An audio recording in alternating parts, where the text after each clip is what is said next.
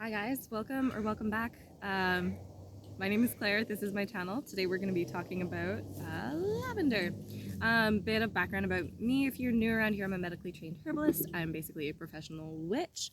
And in this video, I'm going to try and give you a bit of information about lavender so you can feel confident working with it in your own practice, be that more energetic or I don't know, like witchy, or if that's very practically as a medical first aid plant. Lavender is really an incredible first aid kit plant. It's one thing that I think everyone should have in their cupboard in various forms. I'm also going to preface this video by saying that we are currently in a public park, so I have every expectation of this video just going completely weird. So yeah, stay tuned. It's gonna be fun. Yeah, let's get into it. So lavender, the Latin binomial is Lavandula officinalis. Lavender comes from a Latin word called laver, which means to wash. It was used a lot in ancient Greece as there's like bumblebees, just like kind of sorry, I'm really entranced by this whole situation. It's very sweet. In ancient Greece, pardon me, as a cleansing herb. So it's an incredible antiseptic plant. That's just kind of one of the ways that I remember it in my mind. It has an affinity for the nervous system and for the skin, as well as for the digestive system. I wanted to do this video for this time of year because it's a really great plant to have on hand for when you get a sunburn.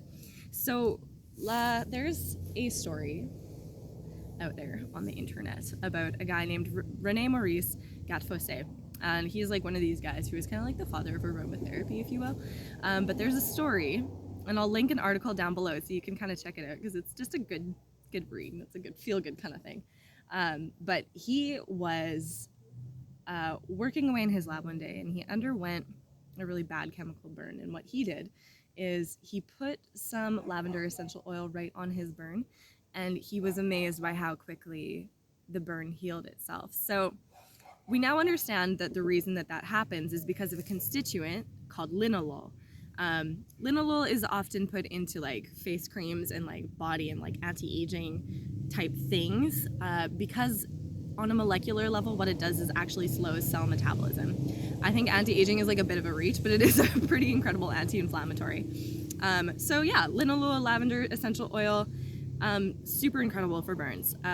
Like I said before, I have this on hand because every summer right around this time of year I have an incredible sunburn from head to toe because I'm a sun worshiper, and like that's just kind of, you know, what I'm living with in this lifetime.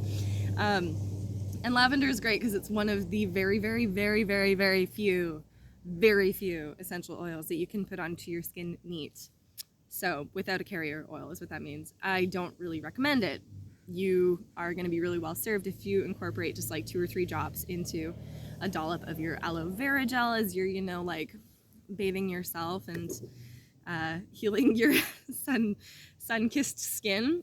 It's gonna literally take the pain away and it's gonna help it heal. I've been shocked by how quickly it heals my sunburns. Like overnight, it's like there's no way that it should have been that healed that quickly. So lavender, great for that.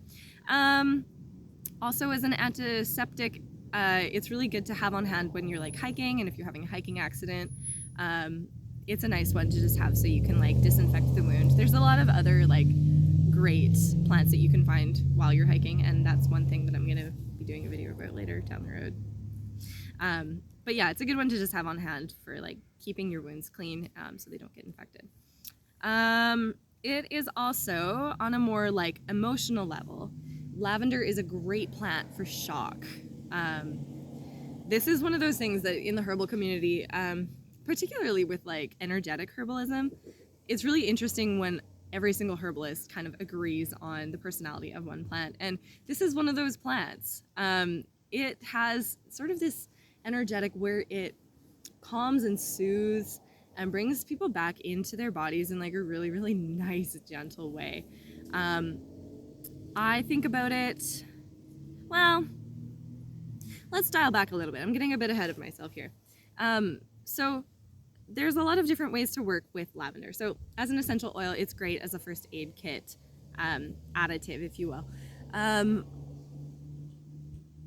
the way that I like to work with it, because you should never ever have essential oils in your body unless you're directed to do so by someone who is trained with them.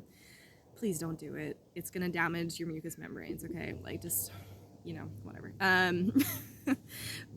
Lavender is great to work with as a tincture. It's how I like to work with it. As a tea, it is bitter. Like, holy smokes, it is like one of the most bitter teas out there.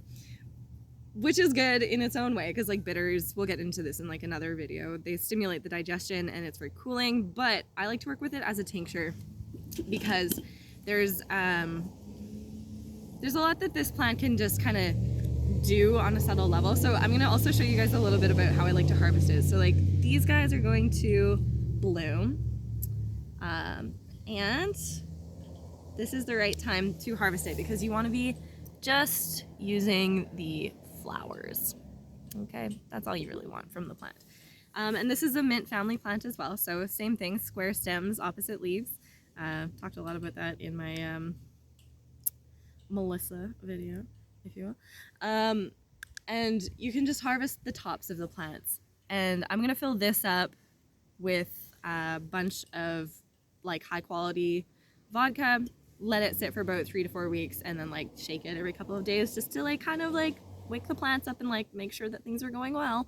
And then what I'll do is I'll strain that and then I'll add honey to it, and I will add this to my tea to sweeten my tea. And that is my favorite way to work with lavender because it is just so soothing in really, really small doses. So, okay, time to talk a little bit about the personality of this plant. It's a sedative nervine. It's a spasmolytic, so that just means it releases spasm. It's an anticonvulsant, so kind of the same thing. It's an anxiolytic, which just means that it is an anti-anxiety herb. And it's an antidepressant, so we love all that. We love all that. It is ruled by Mercury, so planet of communication. And my personal association is with the Page of Cups and the Nine of Swords. So if you're familiar with tarot, the Nine of Swords, really, really unhappy looking guy, okay? A lot of overthinking. A lot of consternation, a lot of like cyclical thoughts, and a lot of being extremely hard on yourself. Extremely hard on yourself. Rudolf Steiner describes this plant as for when the astral body grasps the physical too tightly, resulting in spasm, tension, and nerve wasting. So it has kind of got that personality of like when you have something in your life and you know you need to leave it alone in order for it to heal, but you just can't stop picking at it. You can't stop thinking about it. You can't stop beating yourself up for not doing something a different way. That kind of energy. Interestingly enough, it's really kind of the wound that it's indicated for in the physical body, you know, like sunburns. So itchy, so painful, you just kind of want to leave it alone. Same thing in the mental and emotional realm. When someone comes to me in clinic and they are really, really heightened, they're really, they're spending a lot of time in their heads about things. It's very hard for them to, you know, release, you know, just let it go. Those kind of energies. This is one of the plants that I'll give to them. Yeah, that's kind of, you know, short and sweet for this plant because there is a lot that I could say, but I feel like that kind of like covers most of the bases that I want to with it. So, yeah, let me know how this video resonates for you guys. I hope it helps. I hope you start to make friends with lavender in your area. It's abundant. People use it a lot of the times as a decorative plant, and it's not hard to see why. Like, it's absolutely beautiful. And like right now I'm like in a public space and I'm just gonna like harvest a bunch of it and like nobody's gonna notice. So like, I don't know. Unless you're in some lady's yard and you should maybe ask her, but other than that, happy herbing, guys. I'll see you next time. Bye.